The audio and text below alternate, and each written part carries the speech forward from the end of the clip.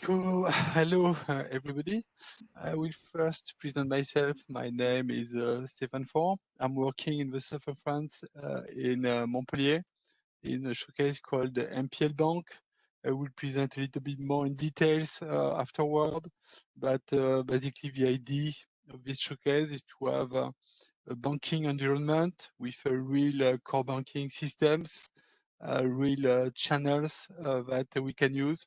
And with this environment, we are applying new technology in the context with something else than a very simplistic sample application provided by the product.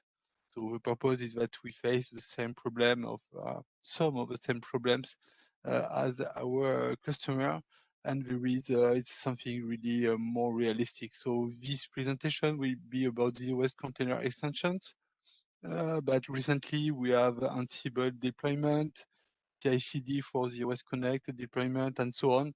So every time there is a new technology pushed by IBM, we install it in our system. So this presentation will be made by three different parts. There is a PowerPoint part that I will try to make as short as possible. It's mainly to be sure that everyone is at the same level of understanding. The second part will be more addressing system programmer concern. It will be, we will create a new ZOS container extension instance, and we will start it inside ZOS. And the third part, in fact, we will deploy application inside this ZOS container extension using Docker and some open source tool called the Jenkins to automate deployment of middleware and applications. So I will first start. My first chart, in fact, it's just Stefan, yes, I hope you are not in the impression that you're already sharing your slides. yes, I am. Because, not a lot of people can see them. Oh, Neither can I must admit. And I thought you were just going to introduce yourself face to face and then start the slides. do you But see it now? something is happening. I'm seeing a white screen and I'm seeing some text now. Yes, you're golden. Thank you. Okay, sorry. So this was the presentation with a little more that you will not have time to read. So this was my name, Stefan Faure, and what I didn't say is that normally my architect, Jan Kindelberger, was supposed to be here, but he is in a customer site today, so I will conduct most of the presentation. So sorry for this little issue. So the main chart, in fact, one of the main chart is the, is the first one. There are all of the resources that anyone may need to have to start understanding or working with the ZOS container extension. So there is first the IBM page on the internet, but there is also a Z6 presentation done by the lab. You can find it on YouTube. The PDF is available on SlideShare, and there are different videos from the lab on something called the IBM Media Center. Another thing which I think very important in such context is that several years ago, a free online education in IBM site named cognitiveclass.ai, where in 2 hours you have the basics of Docker containers, and you are also using a free site to make some exercise and hands-on. So if you really plan to deploy containers, it's something to, it's really 2 hours well used. And lastly, something that needs to be known, there are for now 2 red books. Customer start with the OS container extension. One is getting started with the OS container extension, which is really the basics and really oriented for sysprogs and maybe application developers.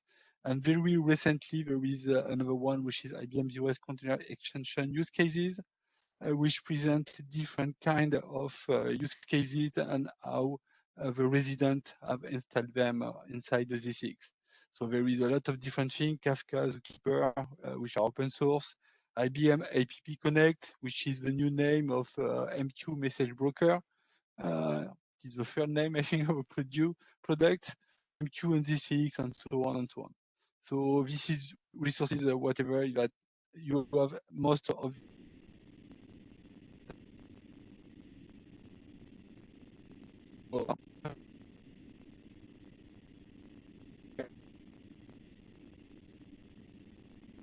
Start to be with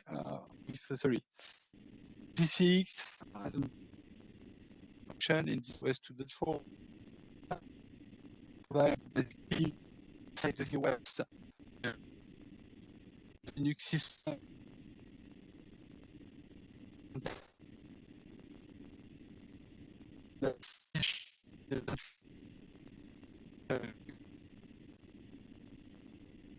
Proposal integrate with the OS without requiring Linux skills.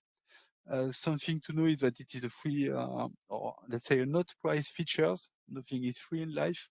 The only thing which is not free by default is that it requires an hardware feature named Container Hosting Foundation. And since this Container Hosting Foundation feature is priced, there is now from March the ability to install a PTF that will allow customers to test ZCX without having this hardware feature installed. So this, I put the upper number. And two other things to know is that the OS container extension is one initiative to go with Docker, to go to containers with the OS. And there was two, not announcement letter, but a statement of direction from IBM. One is to deliver something which looked like it, but with a Kubernetes orchestration, which is something that manage containers, because basically the old way was to use a Docker engine, and there is a new way which is more and more trending in the market, which is to use a middleware, an open middleware called Kubernetes. And there is another initiative where there is also a statement of direction, which the purpose is to manage the OS middleware like a container way. So for now, it's a statement of direction, but I think next year or the year after, we will see things coming on the OS. But for now, the only thing available and what I will show you is the OS container extensions. Very basic two things. To make it very quick, there used to be the OS traditional systems. In the late 90s, the Unix system services came in, and a different software on top of the Unix system services. And now this is the third environment, which is OS container extensions. And the main point about the OS container and this chart is that they are not running on top of Unix system services. And as you will see, they will run in their address space. They will run almost natively, just like a Linux Z on ZVM. So it's not something on top. It's something we really start inside an address space, IPL by itself, an address space, and doesn't depend in any way or very, very small to Unix system services layer. And this is very good for performance. This is one of the reasons it's really comparable to what we have on Linux on System Z. But we will see this a little bit after. Because I'd like to do, and I will try to make it quick, is that explaining what are the intuition about Docker containers. If we start at the top, there is a do-it-yourself, which is a traditional way to deploy application into systems, the OS or others. It's nothing specific. Is that usually operation are receiving a request from application development to deploy an application. So either it's scripted or not scripted, but whatever, from the operation perspective, there is a need to set up an environment which comprises an operating system, a middleware, to configure the middleware, and then to deploy the application which was provided by development. So there are different issues with this. Is that it's a list of instructions, so some may fail or whatever. There are problems happen. to stay polite. And there is another concern usually also in a lot of customers is that usually operation or production have standards about middleware levels and so on. So it's not, it happens time to time, but for example, the development install a PTF in the development system. It is not on the production and so on and so on. And containers was the response to this first in the distributed world.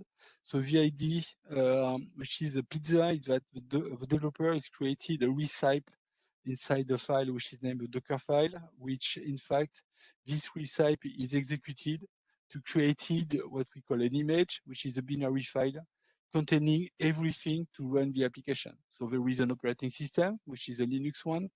There is the middleware installation inside the Docker file. There is the application installation inside the Docker file. And of course, there is also the configuration of the software. And after we create this recipe, we have a flat file, which is called Docker image. And this one can be run any place elsewhere from the development team. And the development know exactly what is inside this image. The operation in some way doesn't know what is inside. Everything is in the responsibility of the development. And they provide a full package with a Linux, middleware, application, and everything configured. So normally there is no problem of error with discrepancy between the different environment. And we will see live. The second concept is lasagna.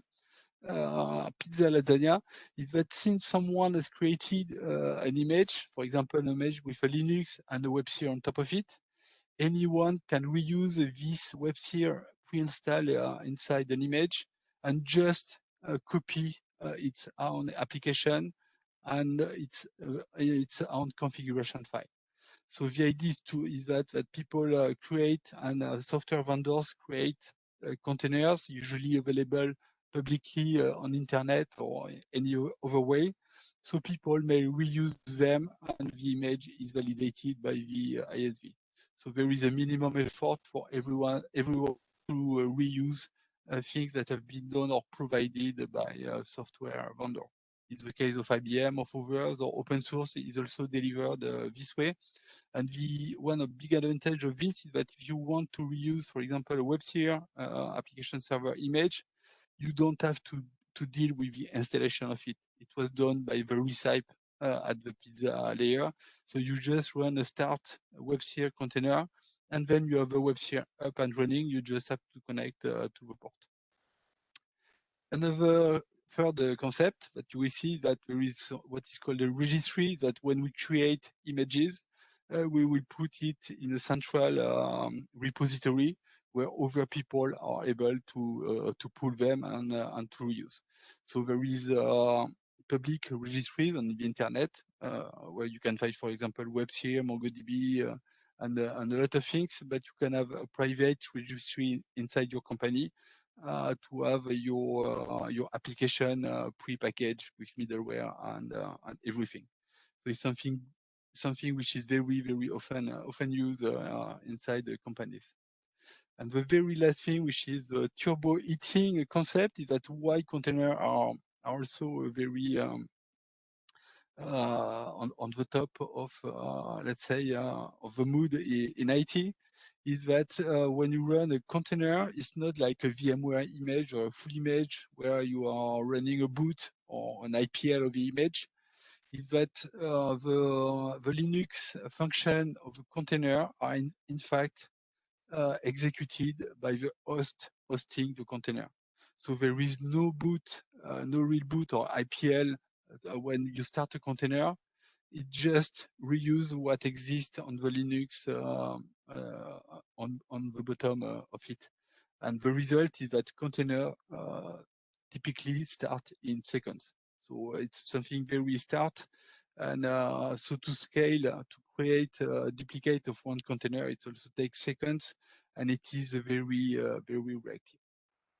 So to make it a little bit, all what you will see is that we start from the left. is that we have an application code. We create a Docker file to create all the environment to host the application. We run a build command.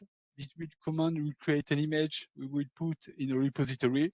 So this is the job of the development team to build and ship. And on the left side, you see me with a nice hat.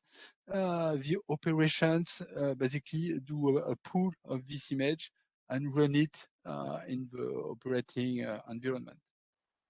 And if there is a problem, this is the difference with the traditional IT. The people who are supposed to debug this are the developers, because they created the image, they installed the middleware, they are supposed to have tested everything in their environment. So what the production is seeing is almost a container running, but in this way, the knowledge of what is inside. And this is what we will support in our environment.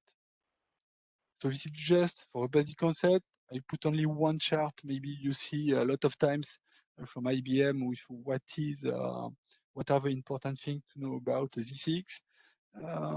So first, it's a prepackaged Linux with a Docker environment running on it. So IBM is with the code of the features. You have a Linux which is prepackaged. There is the Docker engine, and you are provisioning it, we will see, with a ZOS workflow. So to create an environment with such a Linux and a Docker environment, no need to have any Linux knowledge. All the different configuration are in the flat file that need to be filled before, but it's just problem of IP address, maximum number of CPU, memory, and so on and so on. All of the real configuration is done by the workflow without any knowledge needed on the Linux side.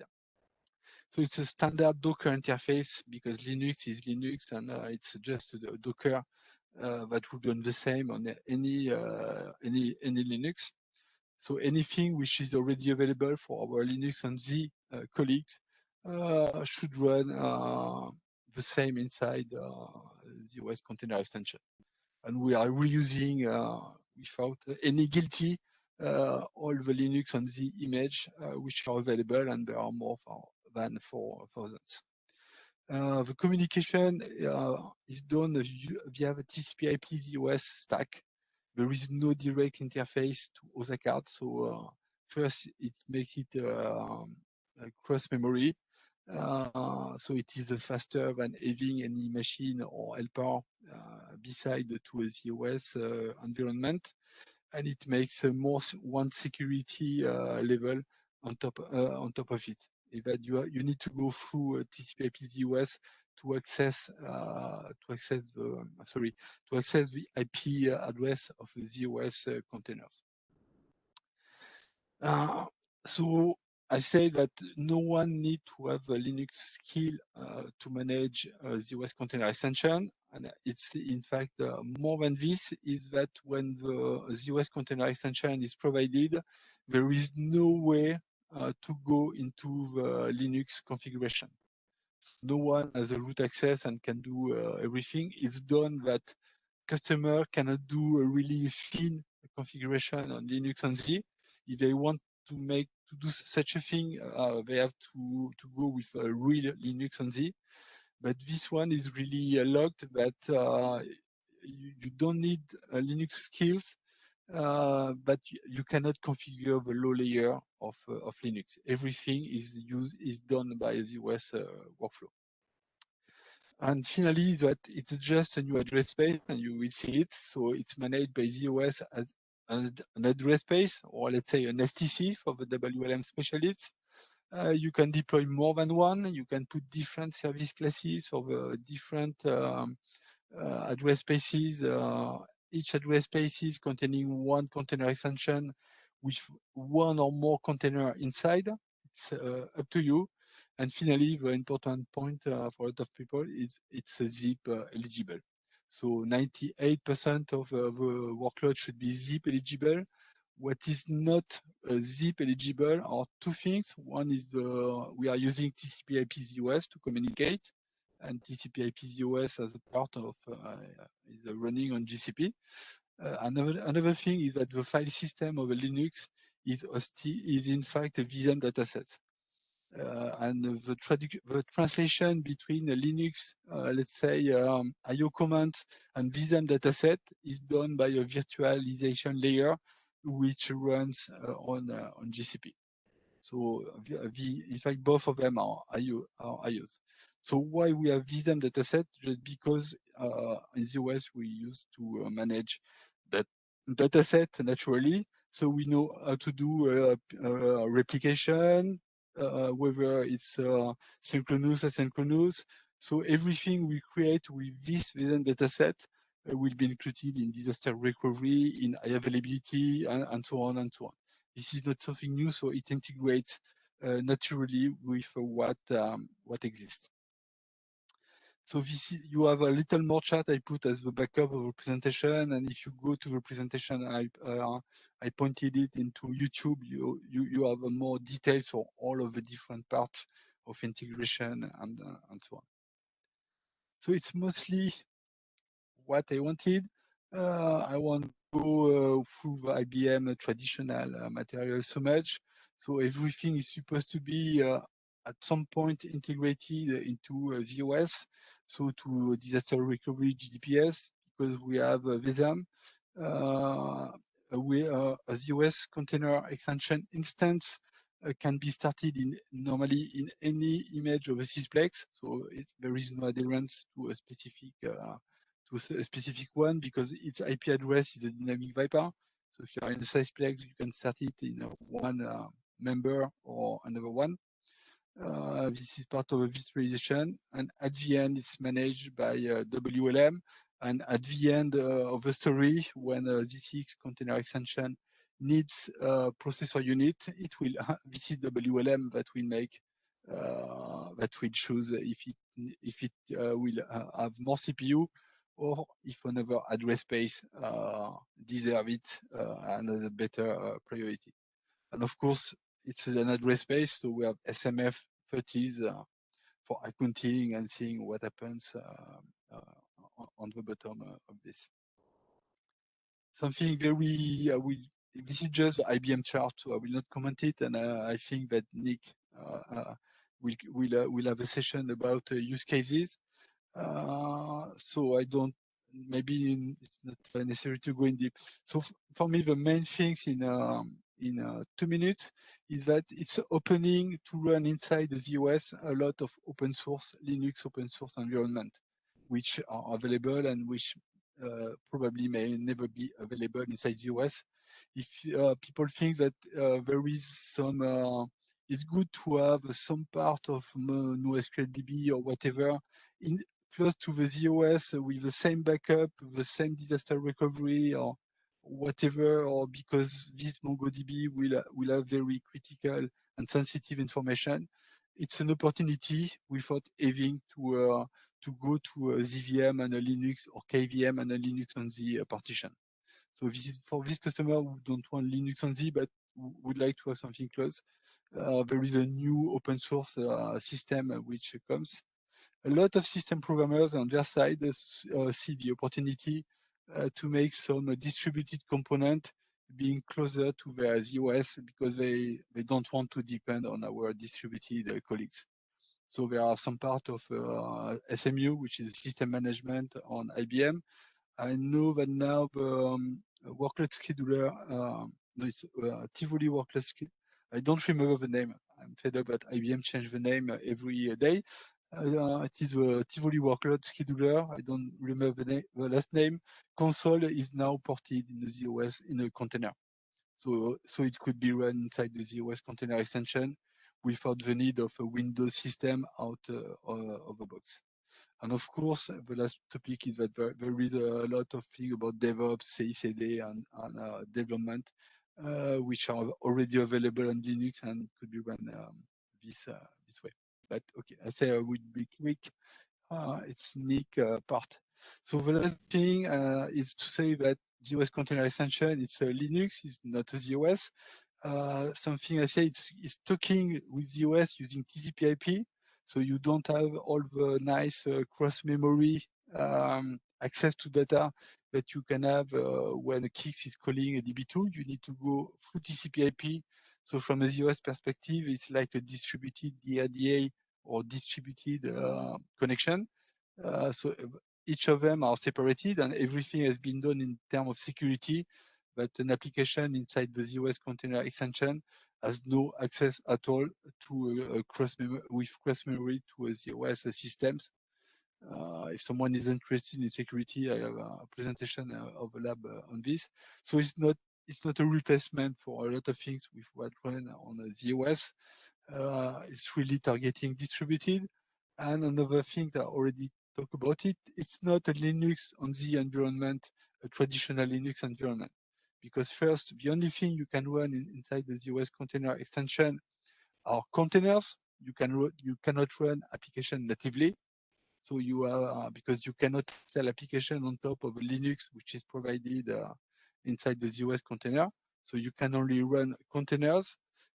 So it doesn't replace completely what a Linux on the environment, but where people need to really know Linux to run the installation and manage it days after days. So there is a clear positioning. I think for most customers who already have a Linux on the environment, the difference, if they don't run containers, for now they have to go on Linux on the.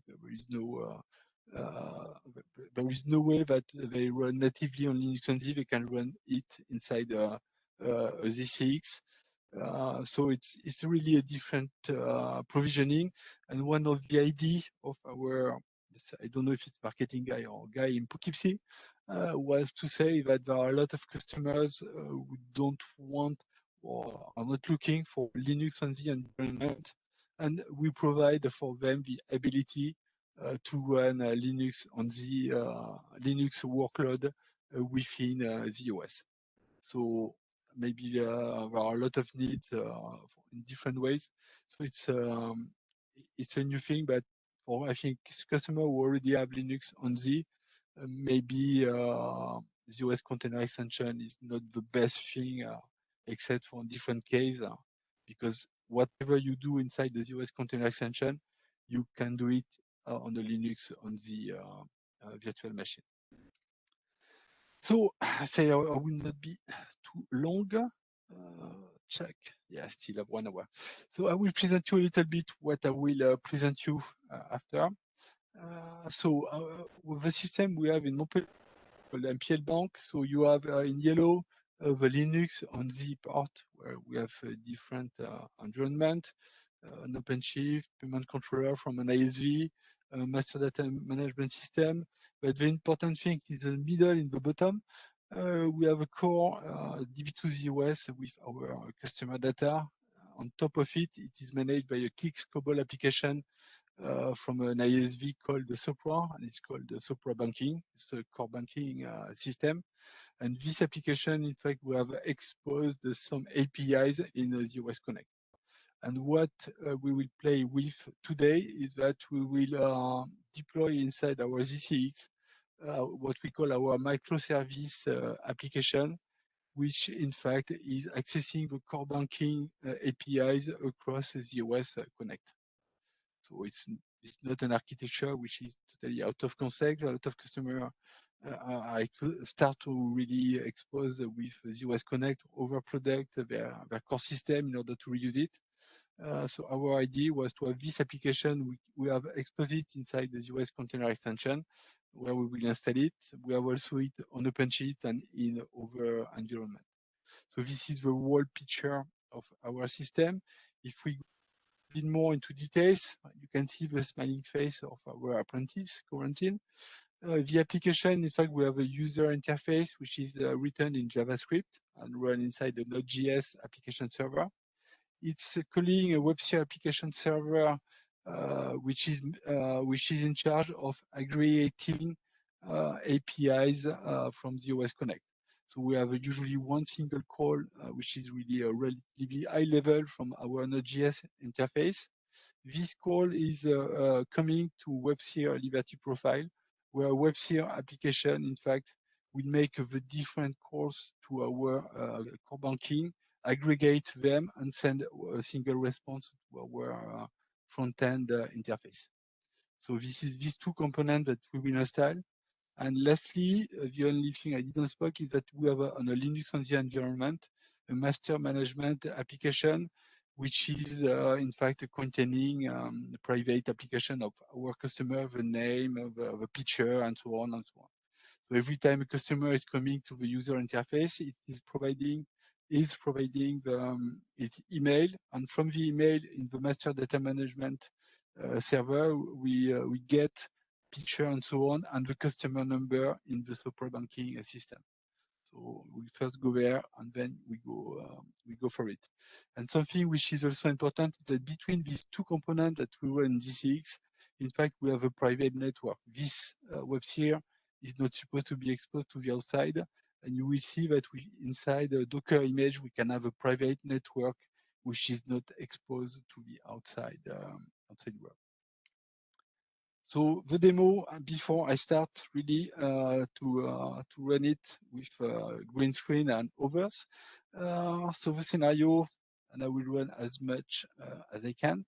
The first thing is that we will instantiate with the workflow a new ZOS container extension instance from zero. So you will see the workflow running, and I hope it will run smoothly.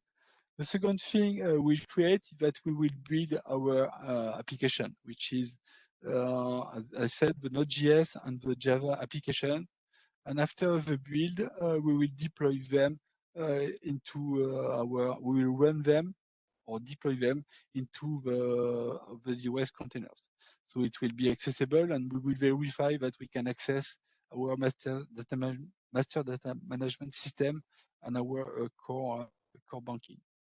We will, if we have time, we will modify the application using VS Code, which is an open source IDE, and we will push to Git the modification and use an automated open source tool called Jenkins to deploy automatically this new version of the application into the Docker environment. And this is what most of a lot of distributed people are using nowadays, using Git as a repository and some automation tool like Jenkins. So we will run another Jenkins to not to deploy an application, but to deploy open source tools to manage the environment.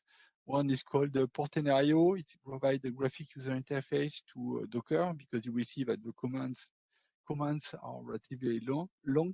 We can deploy a Jenkins inside ZCX to run these automated pipelines. And there is also a monitoring environment, a Linux monitoring environment called Grafana.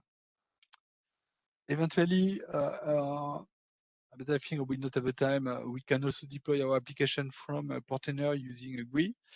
I will show you the Grafana dashboard with a different aspect, and possibly, but it's just a proof point. I can deploy the same application from the Jenkins we just have inside the Z6. So this is the program for today. I think I don't care. This is the backup chart after. So what I propose you is that we will create now a new ZOS container extension, as anyone would do in a shop. Let's go to the OSM.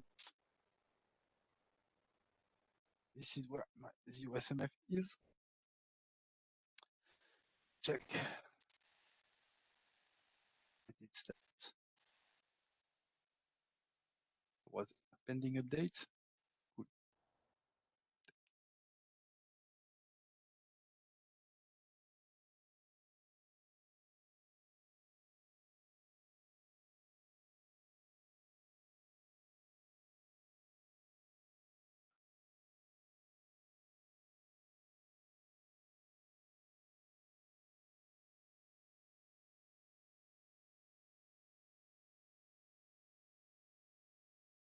So this go to the ZOSM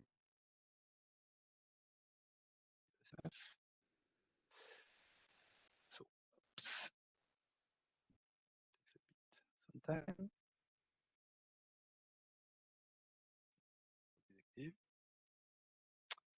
Okay, so this is my ZOS user ID. Okay, I log to the ZOSMF, and inside ZOSMF there is a component which is called workflow, and IBM provide with ZCX code what are called provisioning workflows. It provides something to create ZCX, to deprovision it, to decreate workflow, to back up all the VSM dataset linked to ZCX, it, and in fact, all of the lifecycle management of ZCX can and should be managed using workflows. So now I start the workflow, and we will create a new provisioning workflow. So you see that I already played with different subsystems. X, we are not only provisioning VCX here. So we click on action, create a workflow. There is the target system, which is my name, ZB01. I point to the provisioning workflow provided by IBM, which is called Provision XML. Before running this, I feed the different fields of a property file. I will show you a little bit after. So this is what the system need us to do, is that to provide this property file, which will contain the IP address, the number of CPU, the memory, how much memory should be defined, what are the VSM dataset size, and so on and so on. But so we have already filled most of the fields, and check. The only thing, oops. Thank you. Oops. I need to say that all the jobs that will run automatically need to be under my user ID. And when I click finish, using the property file and the provision XML provided by IBM, we will create a complete workflow that will configure the ZCX as I was asking. So there is a lot of different steps, as you can see here. There are some where you have sub-steps inside, and after this, I think 13 steps, normally we have ZCX, which is ready to run. So we will execute manually the first one, which is Gaver IBM ZCX appliance as properties. So we go inside it, and in fact, it has just extracted. If I go and perform all the configuration variable which were inside the flat file, and the workflow is proposing me to review them and maybe to change them at the very last time. So you will see the name of the instance, which will be the address space, where should be the configuration. If we go a little bit next, the number of CPU, so of eligible zips that we can use, the memory that will be used under ZVM. And if we go after, the IP address, the host name, my name of my DNS. So all of the information which are needed to create my Linux environment with Docker. But everything on the Linux side will be automatically configured. So you just need to have the file in input. And after, the workflow will make sure that the ZCX is well configured. So the size of the different file systems and so on, the name of my registry, the SSH key to protect the access of my ZCX. And if I go to the end, next, finish, I finish to review everything. And now this step, check. Is complete, I review everything. So what I will do is that I will start all of the steps, the different step automatically. And you can see that there is a column here automated, which means if I start to run the second step, and if it doesn't fail, all the next step will be run automatically, and so on and so on and so on. So normally, if everything goes fine, I run only perform on these second steps. I automatically perform all the selected steps and the subsequent one. And now if I run OK, tac, it starts running. The second one is incomplete, so it started the third one automatically. And if I do refresh, we will see that the flow is by itself. And I have on top workflow details where I can see the advancement of my workflow, 11%, 14%, and there are different steps. So it takes 3 to 4 minutes to run. So I will just very quickly tell you what you have to configure in your environment before running this step. There are not a lot of things. Here the data I created. So one is to create a this property file. As I told you, oops, open, tech. It is a unique system services file, and it is just a flat file where you have a description of variables like this, semicolon, and the value. And this is what you are preparing in advance before running. So the CPUs is the same, and so on and so on and so on. So there are, I don't know, about typically between 30 to 40 variables that most of the people will enter. The others, you may leave the default. So this is the things to prepare. From TCP/IP, I said the TCP/IP address is VIPA.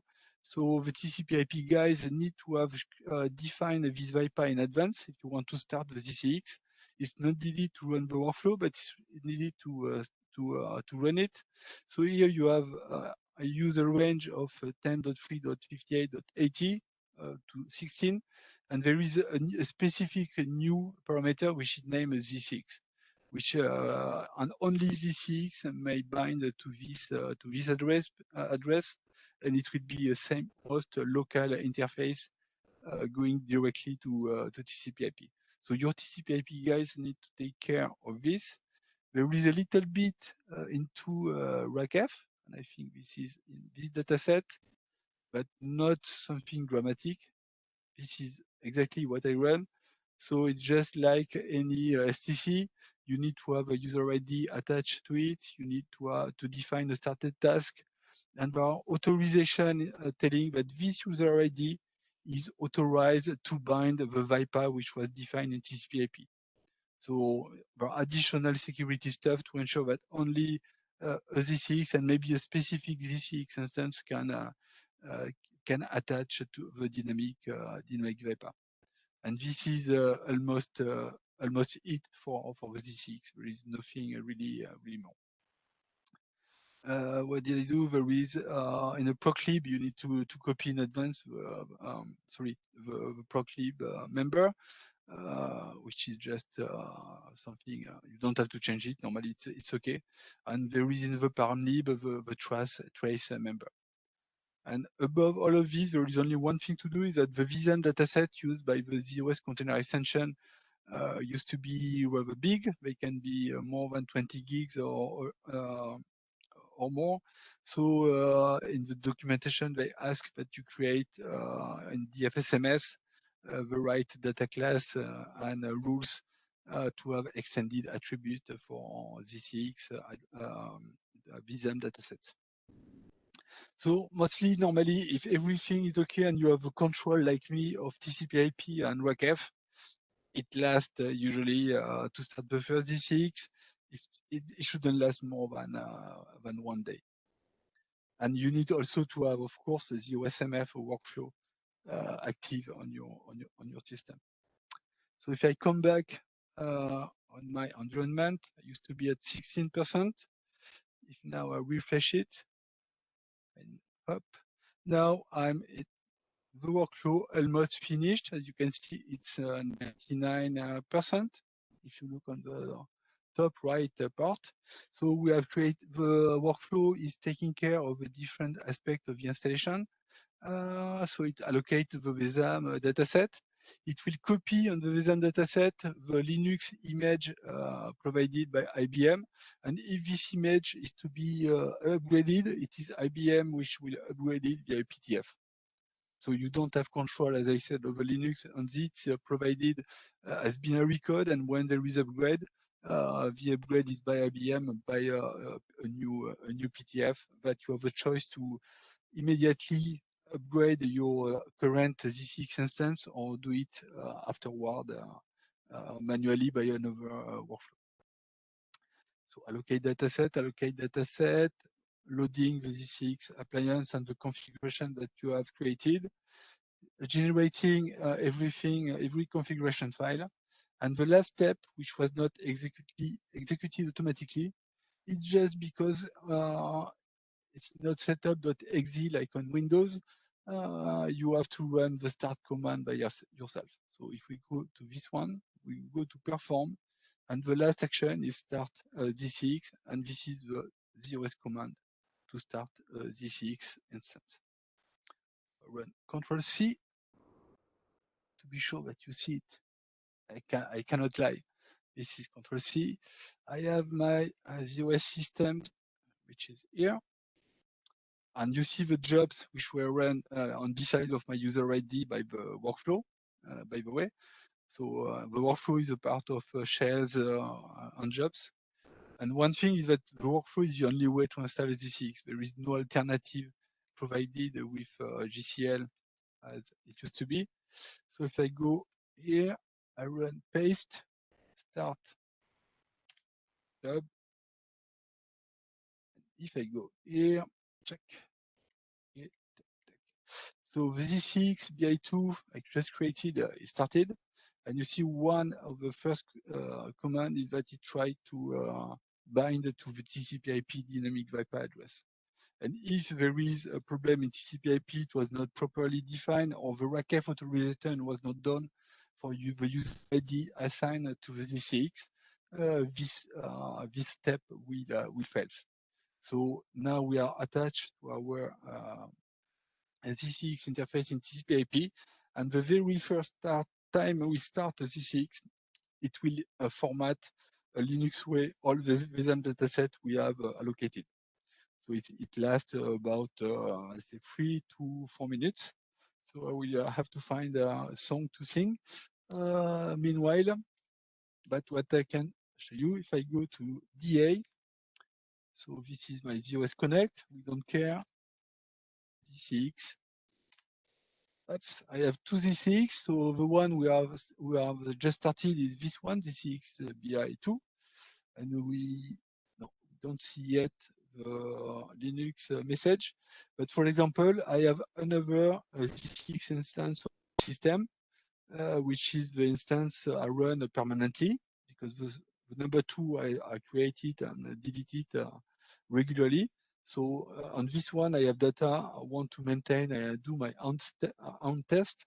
So this is ZCX. In the sysout, we have a different display of the different configuration, and we have a list of messages when I have started it. You see, you can see the Docker engine starting, and so on and so on. And everything is done.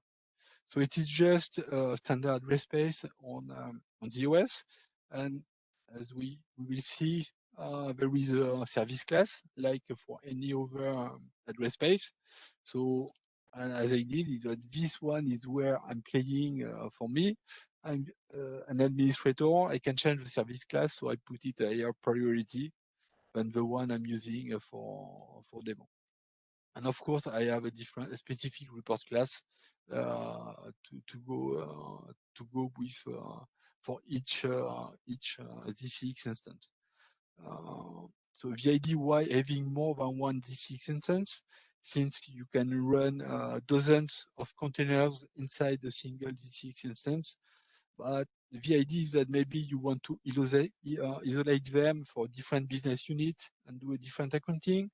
Maybe it's good to have integration ZCX, test ZCX, production, and so on with different priorities and so on.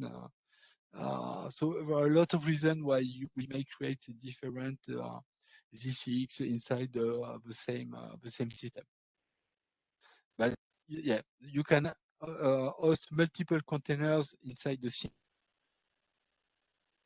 to have multiple ZCX inside the system or sysplex. So this is so go back to the log. I'm not sure it will have started. So as I said, formatting all one disk. Here there is a message telling the different level of PTFs and so on, which are attached to this ZCX I just created, which is the latest level of PTF. We have the first one which says the initialization is complete, and normally we should have wait for this one saying ZOS Docker service, for instance, are available. So now to connect to this ZOS container extension, there is only one way, which is using SSH, secure shell. This is the only interface from the outside to administer it. And as I show you that it is protected by default, the first connection to the administrator is protected by an SSH key. So I will use my Linux this. Oops. Sorry, I'm making a little bit of skipping. So if I go to my ZCX, I have a ZCX with my SSH key pre-configured, because the people who don't have this SSH key cannot connect at all to this ZCX. So if I run ZCX SSH key, and my ZCX is available, now this is my admin I created by default when I configured the workflow, and it is also protected by a passphrase. Oh, I'm not sure I type it correctly. Yes, and now I'm inside the address space. So this address space, if you are familiar with Linux, looks like any other Linux, except it's a welcome to IBM ZOS container extensions. So there is a very limited part of, let's say, root administrative tools. The only things that as an administrator you can do compared to regular user is create users and attach them to a group. So you cannot do anything more. You cannot configure TCP/IP. You cannot configure the file system. Everything in the term of configuration is done with a workflow. And the purpose is that with this feature, we don't want ZOS people to start to learn Linux and all of the details which goes with it.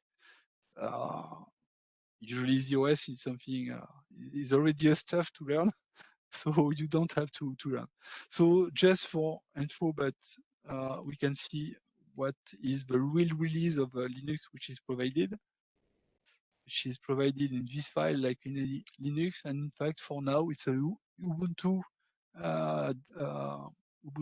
with version 18 long-term support versions. But you cannot upgrade it. If it's upgraded one day, it will be a PTF by IBM, which will provide the update of this Linux. Another thing to look at here is that you can run what run inside the Docker, and the command is docker ps for Docker processes. And if I run Docker processes, in fact, I have one container, and one container, in fact, is the SSH support. If I didn't have this container, I would not be able to connect. And this is using this specific container that people are able to connect to the ZOS container extension. So you can connect through a terminal, like I did with SSH or PuTTY or any other team. You can put files using secure FTP, SFTP, and we will do it.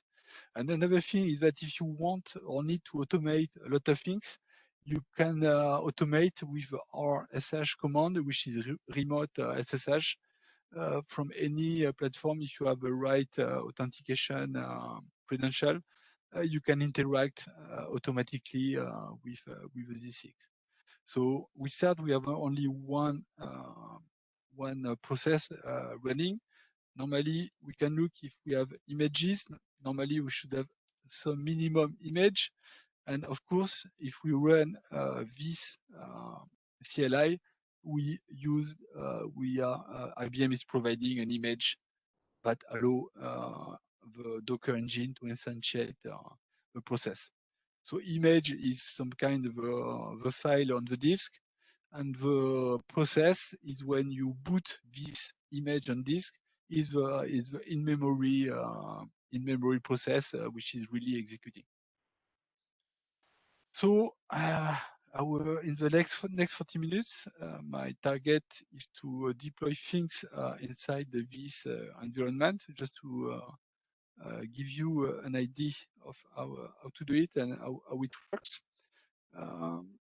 So the first thing I will do is that I will create another user ID, and this is one of the things I can do as an administrator. So we'll create a user which is called admin.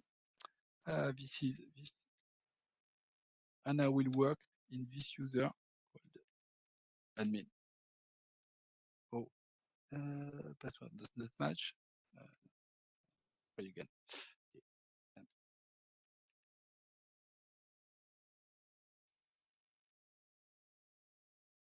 Okay, full name, number, Linux. Okay, I've created a new user. So now, oops, this new user is not administrator. So I will start to work with it. This new user I just created. I run to and now I have a new session without the need to run a certificate. So this user was called admin. I'm sure. Yes. Okay. And I put it, I change the background so you can see it normally better. And if I run docker ps, it should be the same thing as on the other environment. Normally this user is attached to group docker, so is authorized to run different things. So the first thing that we will create, we will just build an image. My application is, my application can be found.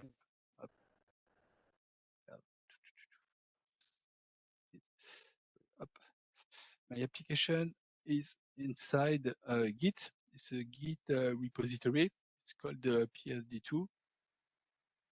PSD2, PSD2.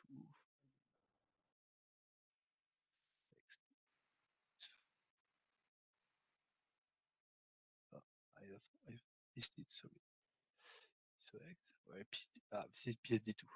And inside the PSD2, basically, we will find all the two components: OpenMPL-Bank, which is the JavaScript application, and account services, which is the WebSphere one.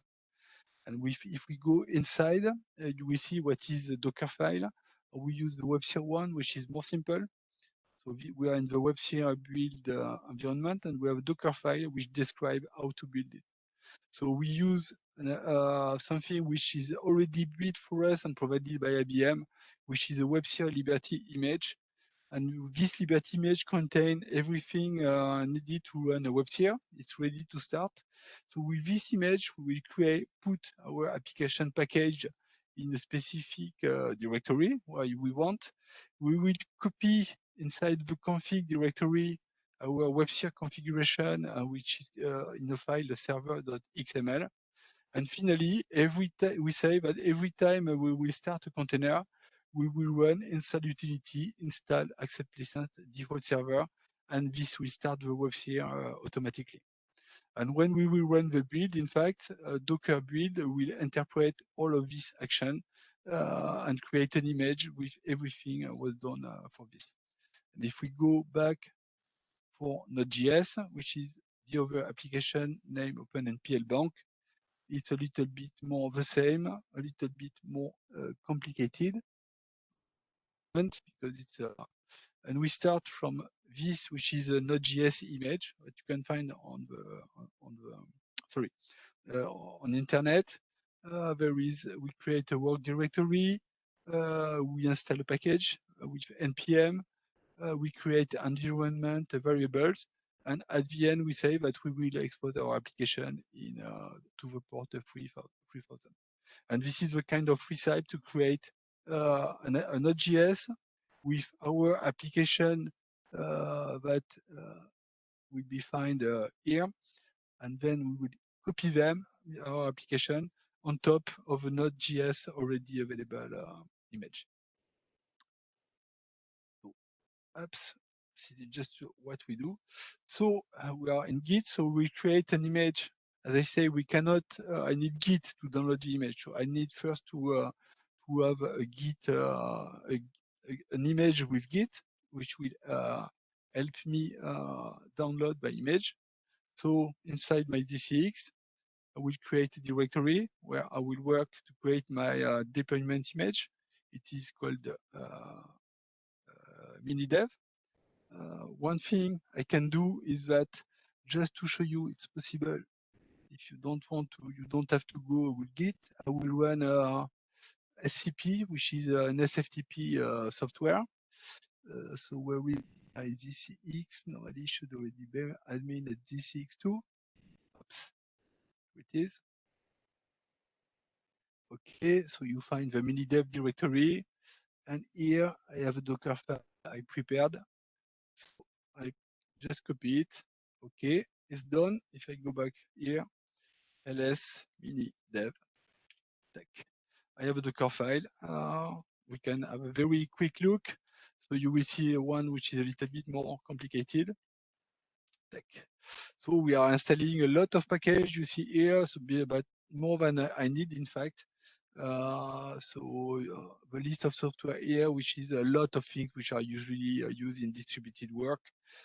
There is a SSL package. The one which interests me is Git and so on.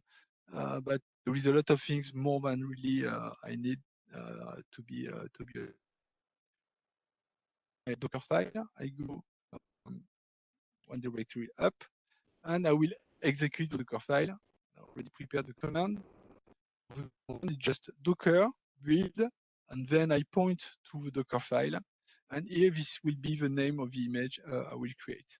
I will run, and now it starts to interpret every line inside the Docker file and preparing an image with executing the installation of the different packages, downloading them from internet at every time. And this is one way, in fact, to create from Linux from nothing. So one thing, so this image I didn't create it by myself. There is an open source project named Ambitus, AMBITUS, where IBM and others can put different items to share, and this development image was downloaded from this environment. Cut and paste to have not too many things inside it. So we are in the step 6, 7, 8. It takes 2 to 3 minutes. And now we will have an image where we can do compilation. Oh, didn't happen. So good. I look Docker image. Docker CE was not fine. Docker image. Didn't test it. So it's Docker images to see if it has created me. Yeah, it didn't create me. But as I told you before, there are something which are called Docker repository. So normally I already compiled this image previously, and I saved it into my repository.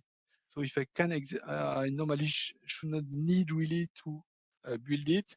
I can retrieve the one I built let's say some months ago from my repository. So I do Docker run, and here you have the TCP IP address of my repository with what I was trying to build now. So I download everything pulled from the repository. Check. And this is the private repository because it's my private image, but I could have did from something it has so pull it, and normally it has run the commands. If I look Docker processes, now as you see, there is what I've created, which is here available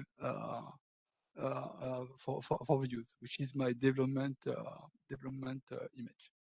So what I do now, I will log inside this image. The command is docker exec for execute. I will execute the bash file. I need the container ID. And now, if you look at the very bottom, I used to be in the admin. I'm in a user ID, which is called dev. I'm not anymore in the host. I'm inside the DCX, the container for development. So now I can do development activities inside this private container. I will clone the Git repository I show you. I will provide my user ID. I need also to provide my credential.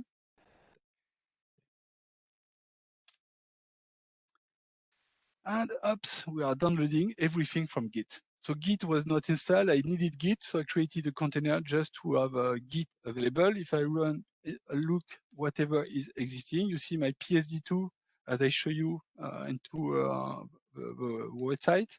And if I go inside, you will find the different things I show you, account services and open MPL Bank. Great.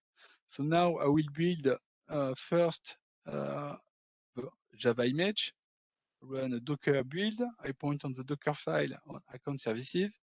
I put that, I already put a tag in case I want to put it in my directory, and the final name will be OpenMPL Bank.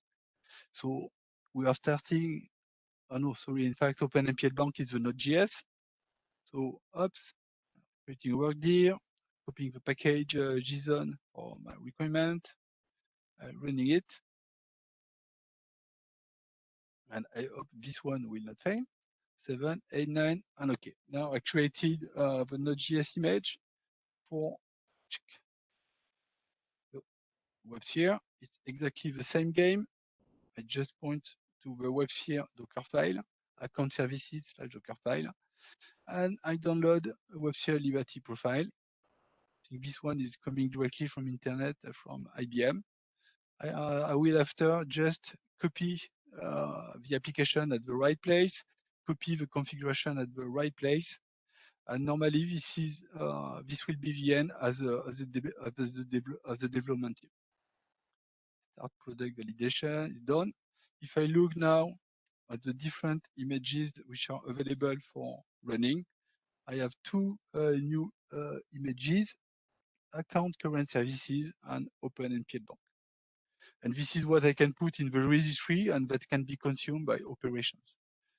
So just for the fun, to put it, I will put one in the registry, push it to the registry to show you how it looks like in a real life. So as a developer, I tested the application, I put it in the registry, and the other people can pull it and run it.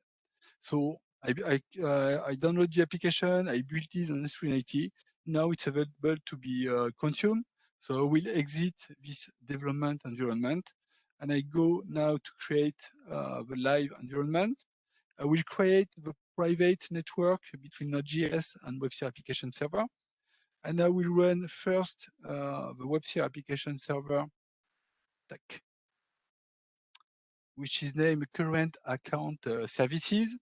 And you see that one way we have managed to, but there are other ways, but the way we have managed to go from one environment to another one is using variables which contain the ZOS connect IP address and port for each environment. So it is a way to have to not have this hardly configured inside the container. So run a Docker run. Okay, I do the same with the second one. And you see the second one has a lot of variables, the MDM address. We have also some authorization variable and so on and so on. I don't think a customer would put them. We have an ODM, 0SMF, and so on. So we have started now the two containers, Docker, PS, and now from the image, we have two new processes, OpenMPL Bank and current account services. One important thing when we talk about the Node.js is that the Node.js will listen on internally in the port 3000, and we said to Docker that we need to port on the Linux side, the 3000 port will be mapped to this one. So we are choosing which port we want to export from a container. So now I have started my two applications, and it is the time for the proof of the pudding. So if I go back to my apps, I use MPL Bank. Normally it's hard-coded. Z6 application open NPL Bank.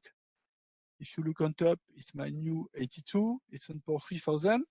So it had been installed. I look at my dashboard of my application. I use the Yarn user ID, which should be mapped in the MDM. Then the MDM should send back the customer number, and the customer number should help to map the account number. And if I run submit, and everything runs, and this is it. So basically, we have MDM on this part. So there are demographic things which has nothing to do with an account services. But on the right part of the screen, you see different information that has been provided by the core banking system using the OS Connect. So you have a card number, account number, balance is not very good. Yan is a fifth, I know. And if I can have a list of a different transaction that has been run by him. And all of this is coming from our DB2 and executed by Kix transaction. So this is the application. Also, what you will say to me, I know the guys, is that all of these commands are terribly complicated and you don't want to learn them. But in real life, very few people enter them because distributed people are using automated tools, just like Jenkins. And just to illustrate this, I will modify our application. So have a look here. You see there is customer 362, and this is what we will change. So I will use my IDE, which is called Visual Studio Code. Quickly, oops, let it start. And you see the page here, which is already open, customer 360 view. Okay, let's say for Netherlands, orange, it's the right color. Let's save it. It is saved. Now I go to my Git plugin. The application is PSD2. At the end, we have a new modification on demo HBS, which is the file I'm modifying. So I stage it. Okay. Don't want to stage the others. I will create a commit, say, okay, I want to push it. GSC update. We want commit. Yep, there is no typo. Yeah, good. And now I have committed locally. I will push it to my Git server. And this is what happened on distributed part. One idea is that to create a Linux inside the Z6, the OS guy doesn't need to know Linux, and the distributed guy who want to run Z6 inside the OS doesn't need to have the OS knowledge. So it's one way to be in the middle. So normally now it has been pushed to my Git server. At this development environment, Z6, PSD2, and if we look at PSD2, normally, yeah, we see that there was one modification in MPL Bank, GSE update 1 minute ago.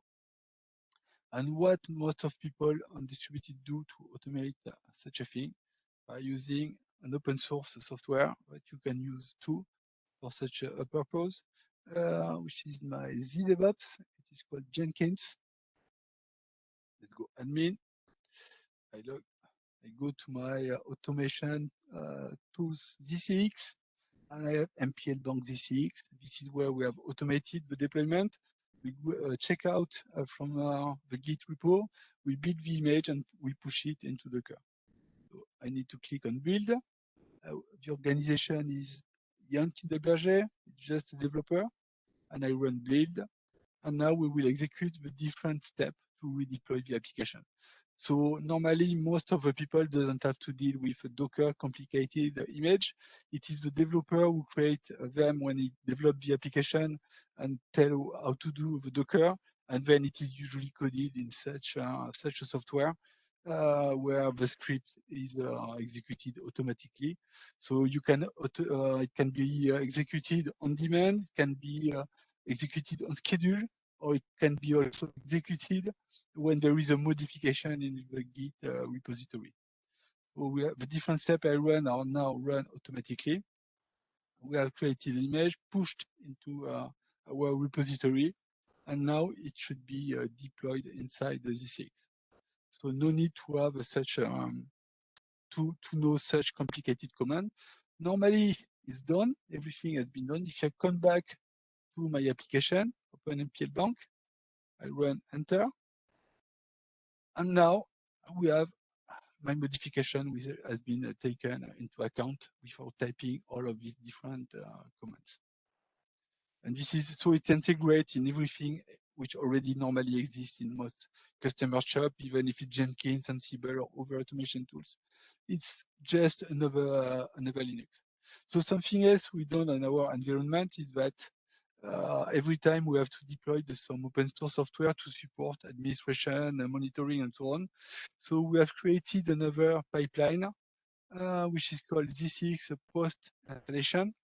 And this one we started because it takes some time. So you see the target is my machine, the user ID in which we will execute them is Z6. This is the password and the port to connect. When I read, so I run it, and here I will install different open sources. The one that you will see is called Portainer. It's a graphic user interface to manage Docker. Every command I run can be issued by Portainer, and you just need to navigate through graphic user interface. Then I deployed Jenkins just like this one, but inside Z6. So everything I do with this one is hosted partly on x86 and partly on Linux on Z. But you can have one just to proof point inside Z6 to do exactly the same.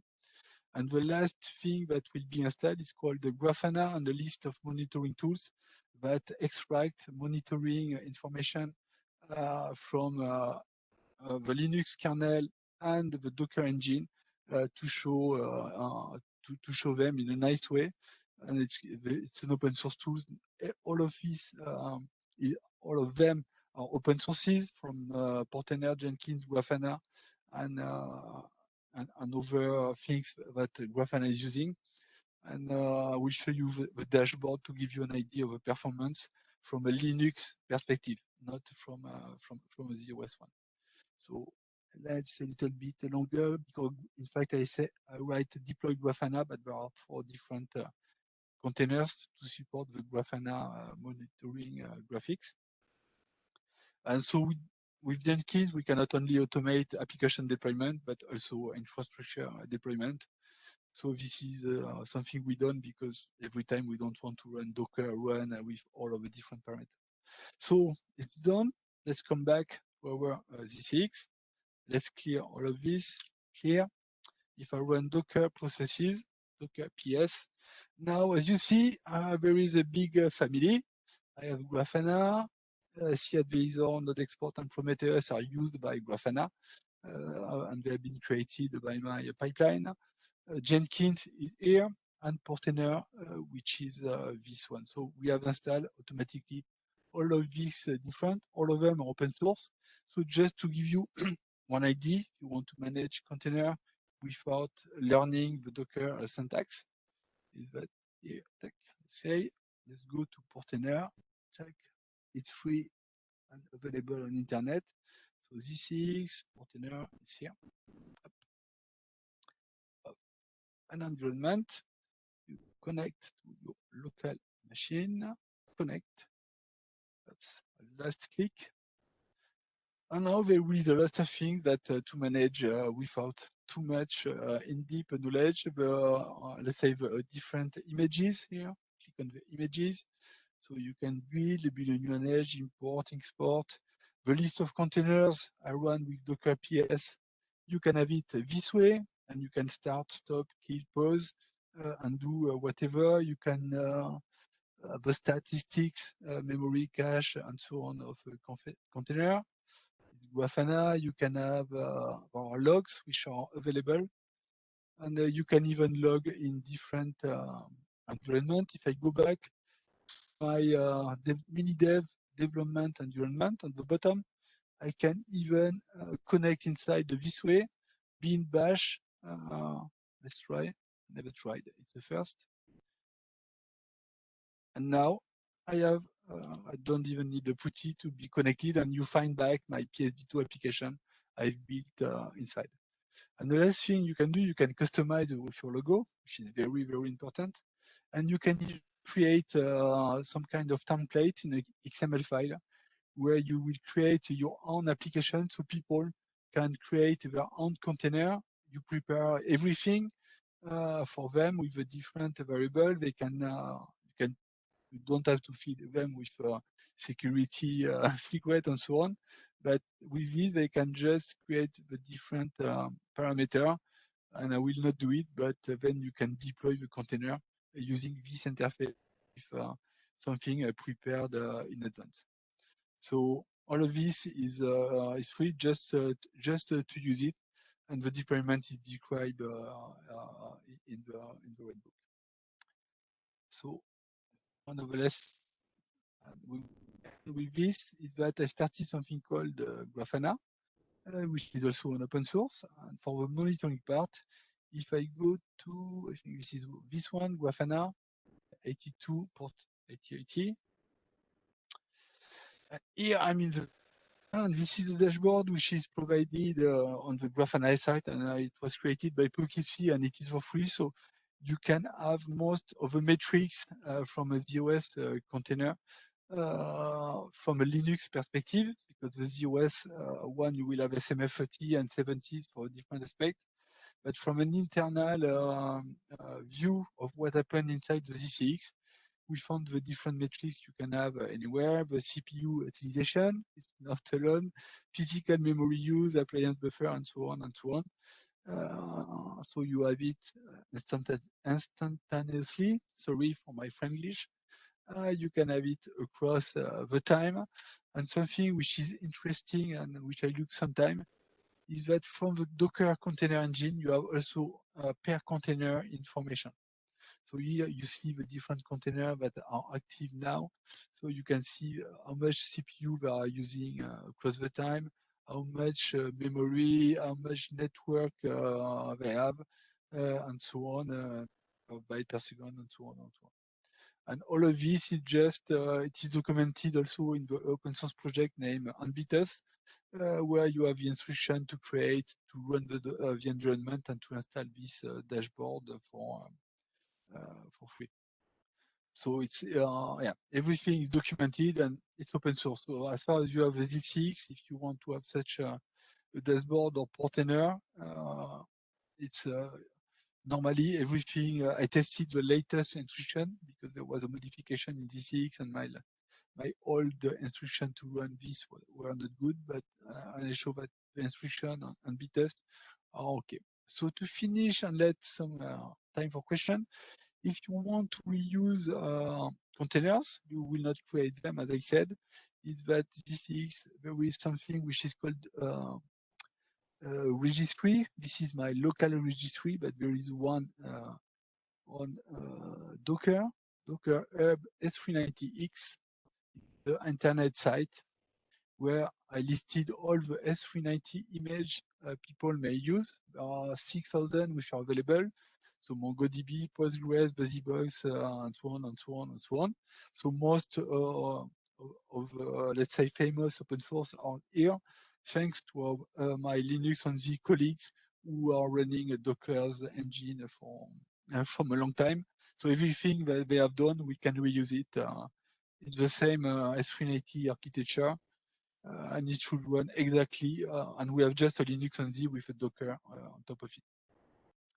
Some kind of information if you really want. So if you want a MongoDB, you don't have to build, you just have to run the command docker and run MongoDB, and if the image is not local, the Docker engine should go directly look for MongoDB in this directory, unless you point to your private one.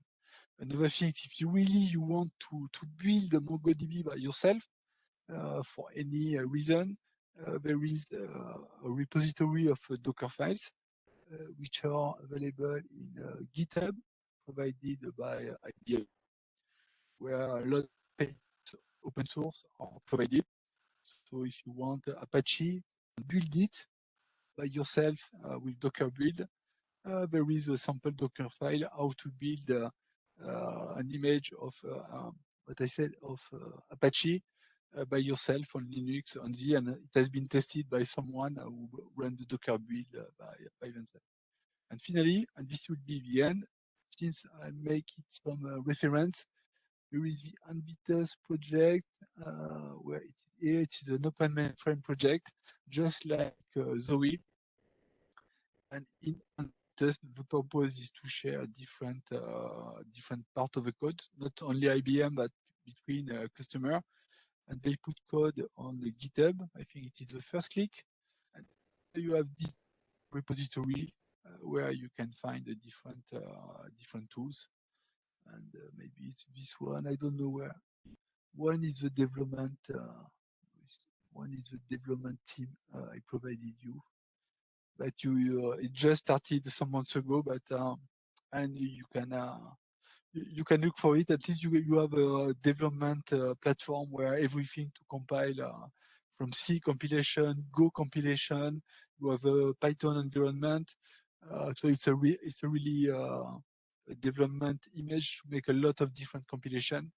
And the one I show you is really a very small part, because I downloaded it from Anvitus and remove most of the things, so the Docker build doesn't run for 1 hour or 2. So I hope I show you most of the aspect from the Oasis prog to the practice, and we expect the practice to be mainly by by team from distributed environment. This is why we are using Jenkins, Grafana, things where we are more familiar, because as you see that it's a Linux for distributed guy, it doesn't see anything from the OS. It doesn't need to know it, so he can apply its regular practice and development. And this is one trend.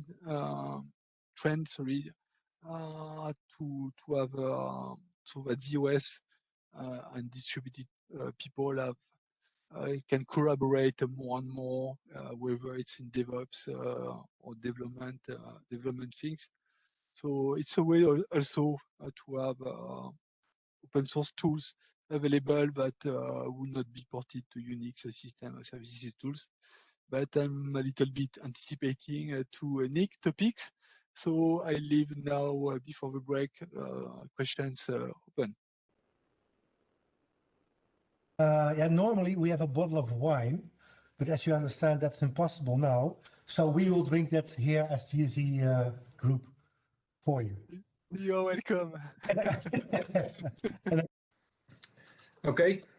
Yeah, this session is discussing, well, maybe one step back. Ron already said I'm architect in Rabobank, architect for the Z environment. So that is my context, but and this session will be about our thinking about the deployment of Docker containers on ZOS, as Stefan has shown his, let's say, from a practical perspective in the previous session. But I would also like to, in this session, hear your thoughts on this. So it would be great if we could have a interaction. So we'll share our thinking, but also we would like to share, because this is such a new topic. We are also very interested in your view and to share our your ideas about this. So please speak up here if you have any ideas on this. yeah, because this is a web conference, it would probably be good if you can interrupt me, but we have to be a bit conscious about how we do this from a discussion perspective, so we don't make it a chaotic thing. But let's see how it goes. I will just talk. If you want to interrupt me, just go off mute and share your thoughts. Okay. Works for me, Nick.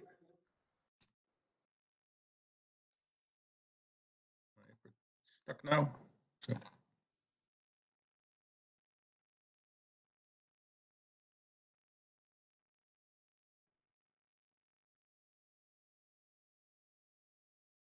Okay.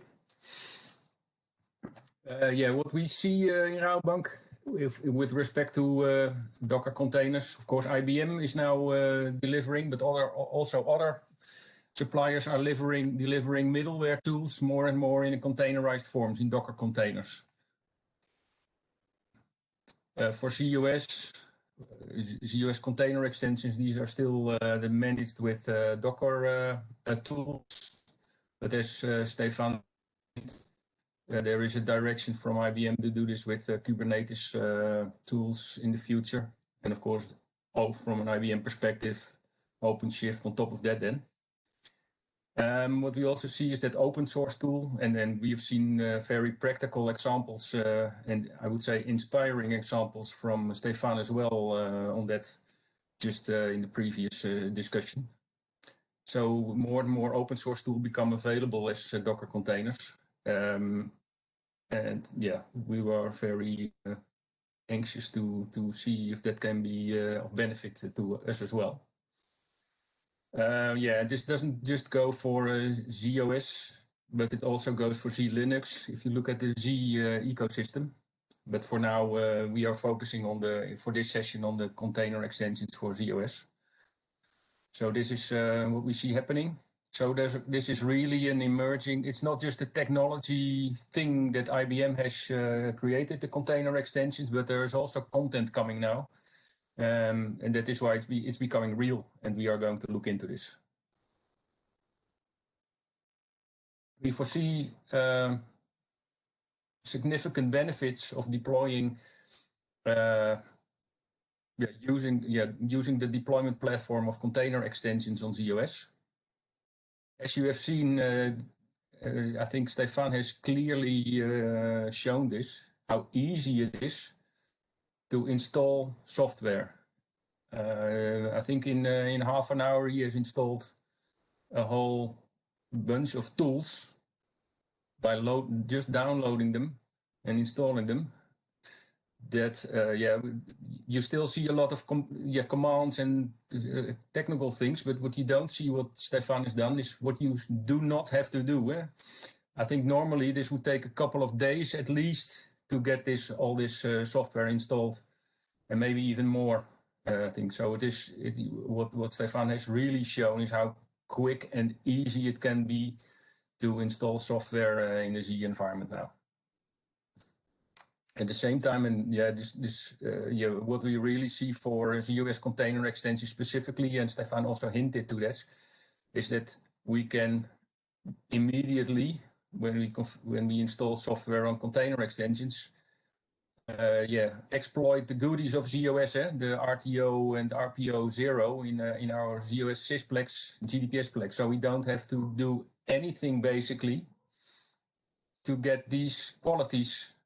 And also don't have to do anything specifically to make these tools that we are installing in container extensions highly available, or give them the availability that we want.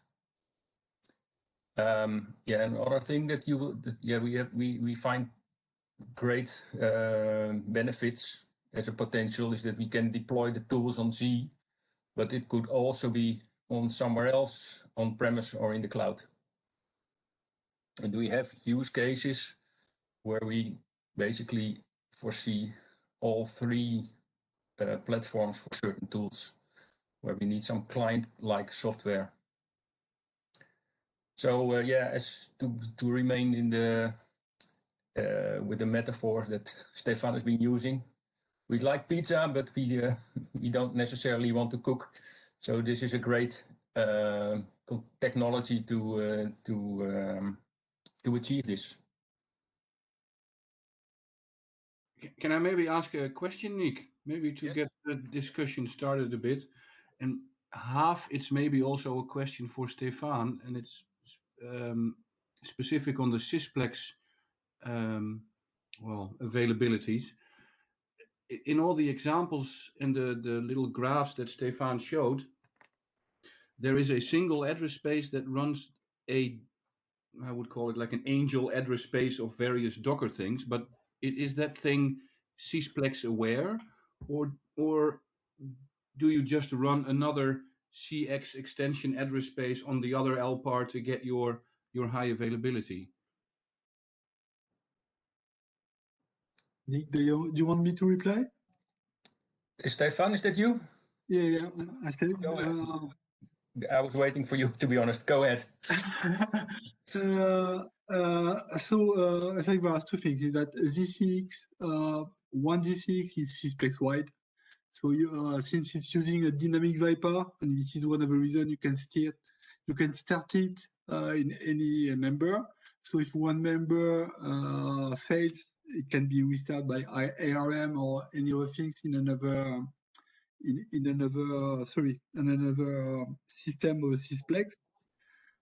If you want to really have high availability in terms like Sysplex distributor and so on, for now with Docker, you will the availability mechanism is not Kubernetes, is what is called Docker Swarm, and there is some architectural work in terms of Docker Swarm to have two different ZCX, each one on each is partition, and the front end, the load balancer in front of the ZOS routing to both ZOS Sysplex.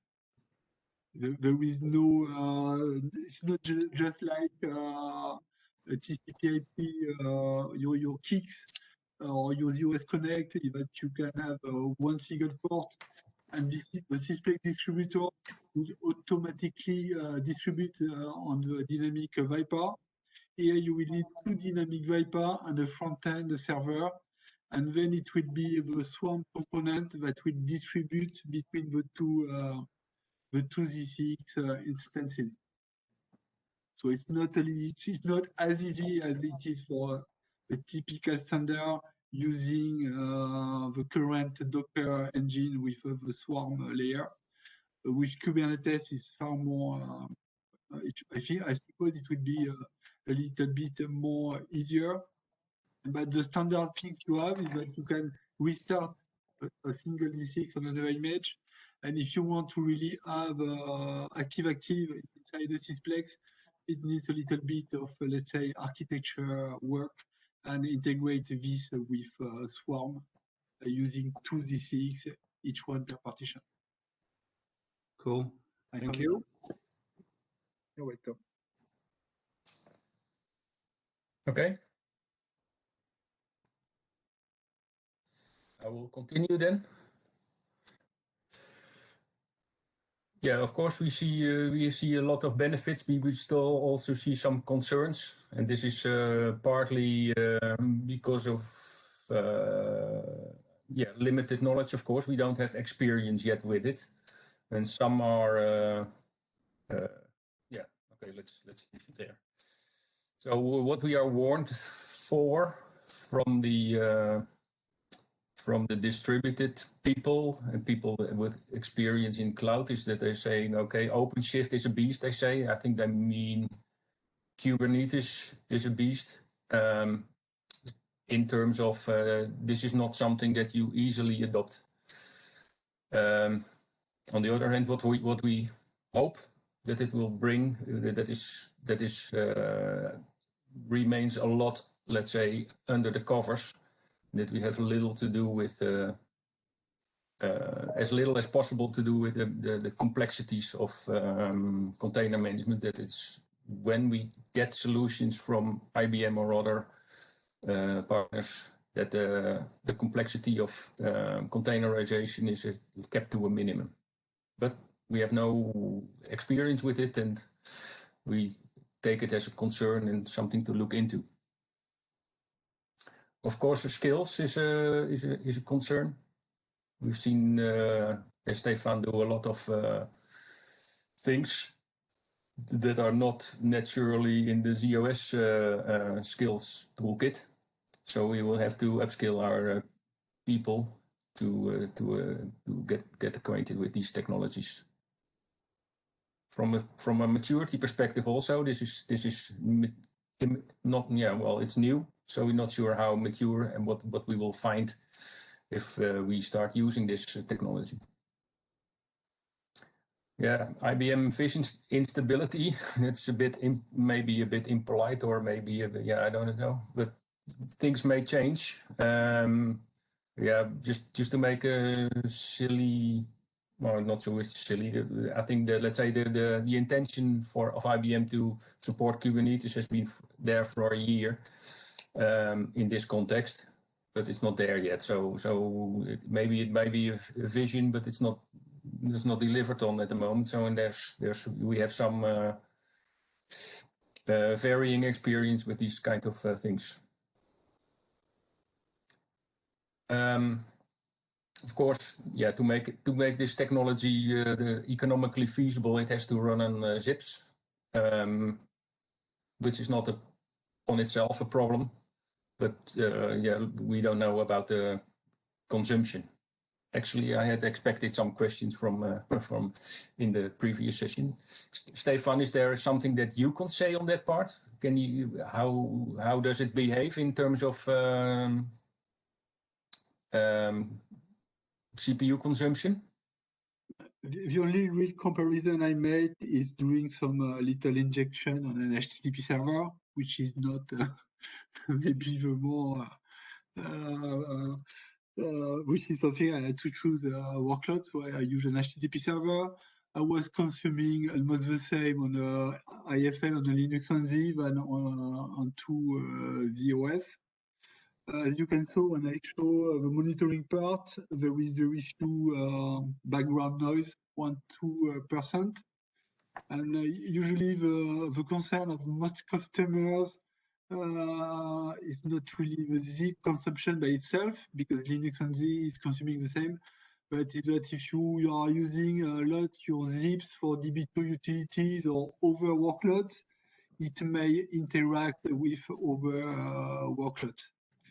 So you can limit the zip capacity with the number of cores in the ZTX, but as everywhere, it depends on what you will run inside and so on. But for now, I never had a big surprise, and it depends really on what you if you put the equivalent of 32 cores of x86 WebSphere or whatever, you will need, I suppose, more than 8 pips.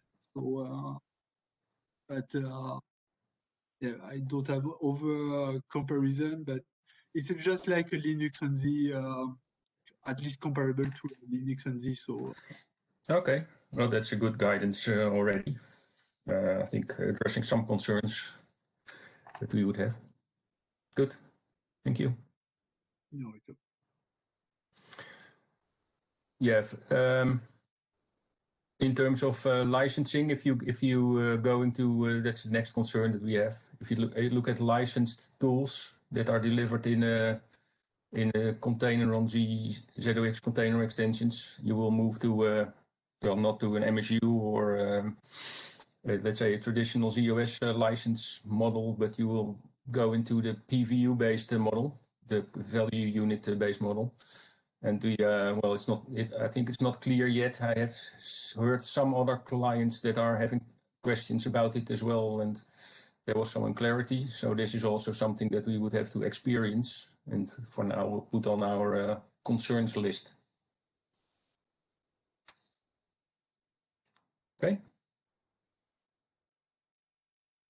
So for us, we have not had that experience, but we see the tools coming. So in Rabobank, Nick, yes. sorry,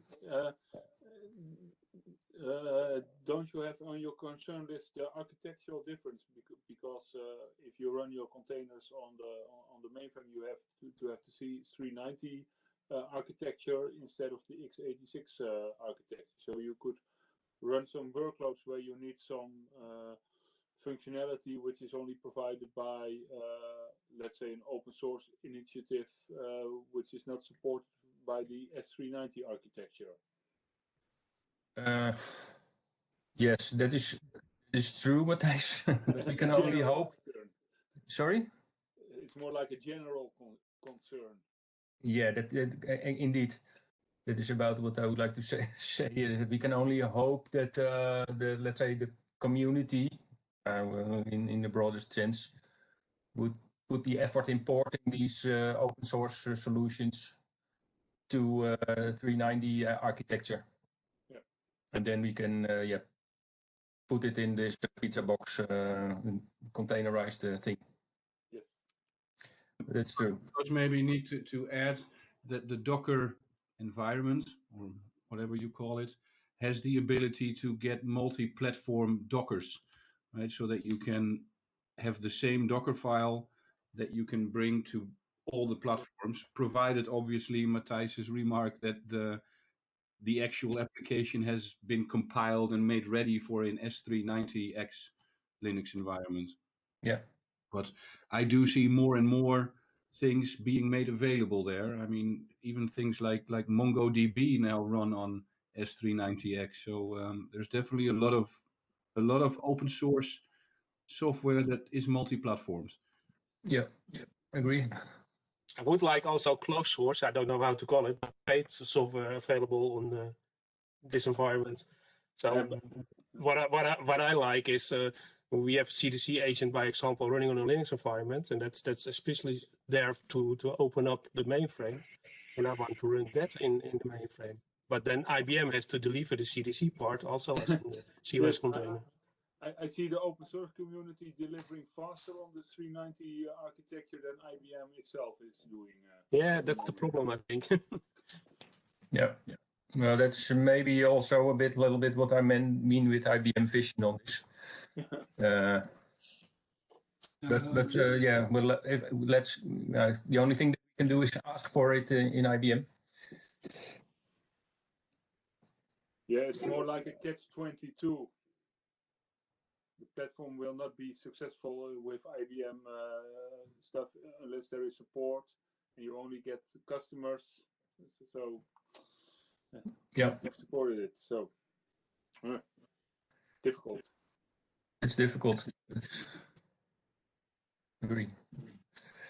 Just maybe something to add is that I'm more a technical guy than a sales guy, so no problem about what you say.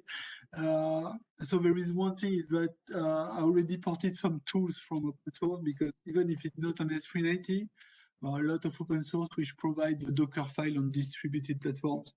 So I ported 2 or 3 of them.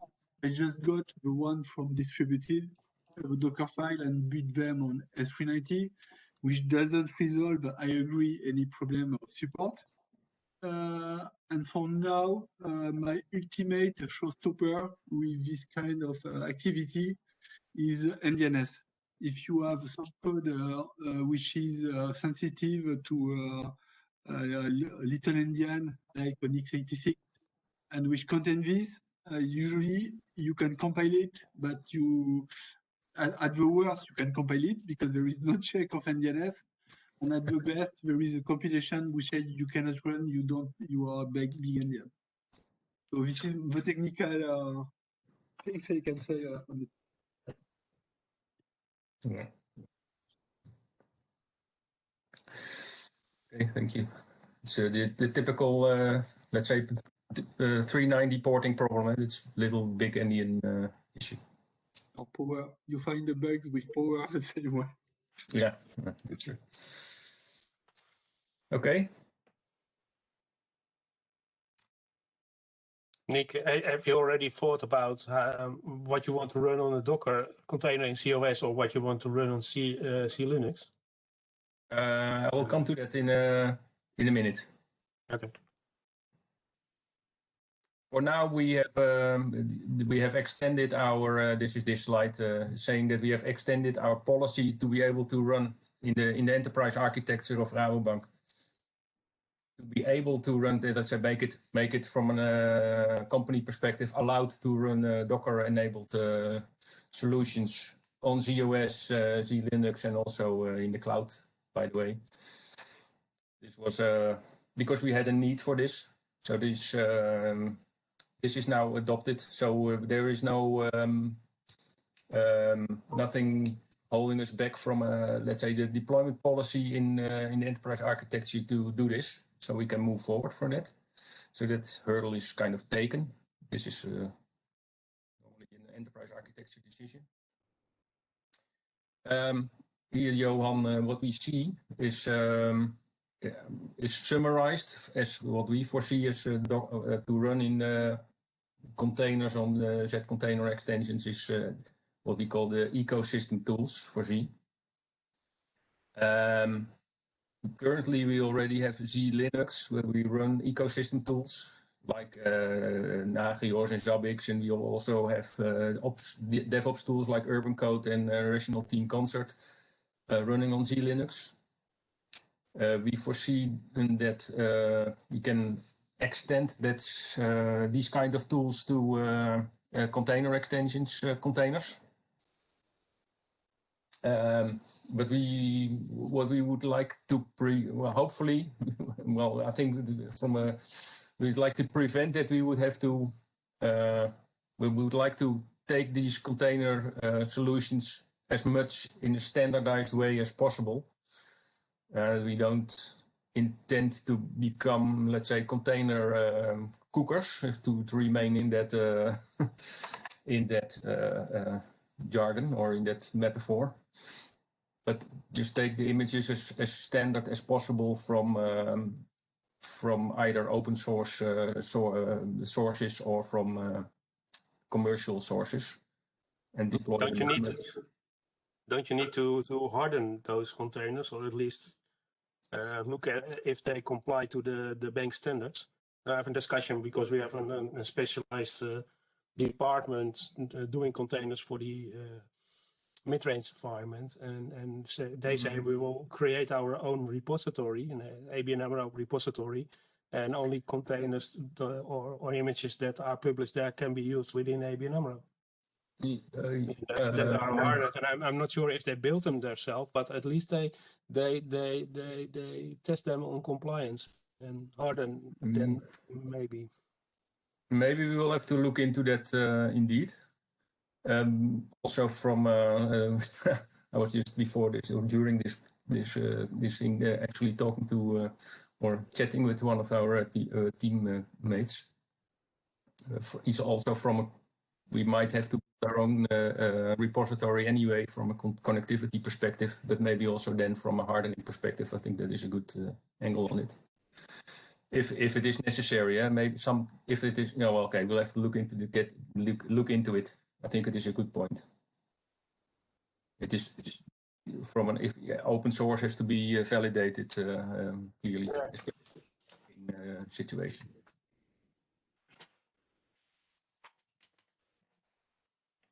So yeah. What we foresee is ecosystem tools like what we do now on Z Linux, and we are thinking about Omegamon, yes, let's say Linux-based components, like the step components. But we also have Nagios and Zabbix, and we had some inspiration from the previous presentation from Stefan in Grafana. A DevOps tool. We currently have Linux deployments for Urban Code and Team Concert, but we also foresee the Git stuff coming and new build tools like Gradle, Maven maybe. Also something that IBM may require us to use, but we'll have to look into that. But these are the kind of tools that we foresee running in these containers. SKLM is a specific key management tool from IBM that seems to be delivered in a CCE container we might want to look into. We have an MQ tool. Can't go into the details there. And there are some announcements in IBM itself that are pointing at delivery of software components in containers that can run in the container extension environment. Do you have any other ideas?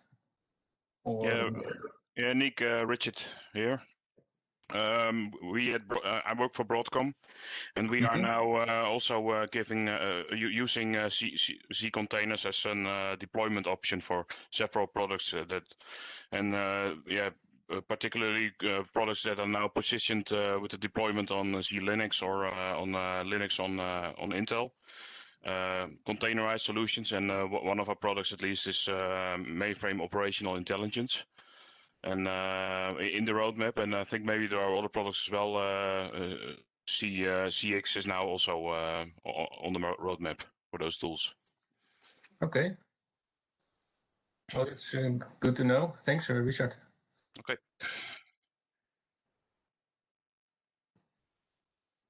Any other thoughts on this?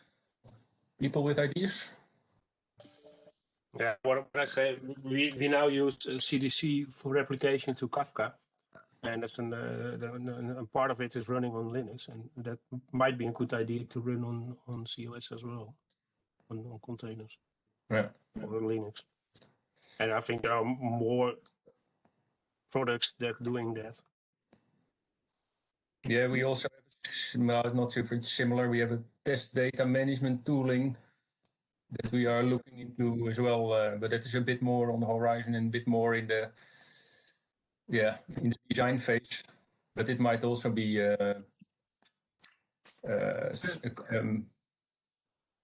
something to containers. What we talked about this week was we are also using a gateway for file transfer with the outside world, and it might be a good idea to put that kind of gateways also on the mainframe, so that you isolate your mainframe from the outside world via a gateway. Yeah. But that might be a better candidate to put it on C Linux, I think, than put it on CS containers. Okay.